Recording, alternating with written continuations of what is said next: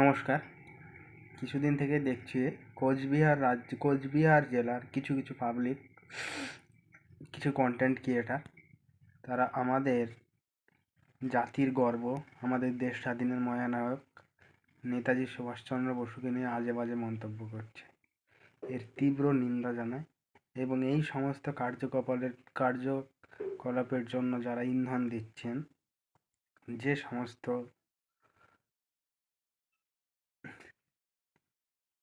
MP হোক, MLA হোক, তাদেরকে অ্যাকচুয়ালি জুতো মারা দরকার।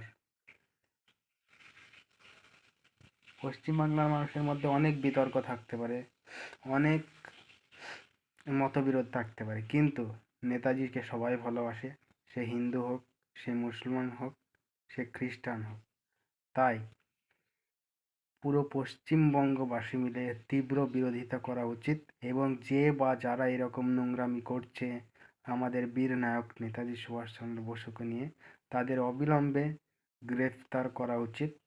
এই দাবি জানাই আমাদের মাননীয় মুখ্যমন্ত্রী শুভেন্দু অধিকারী মহাশয়কে।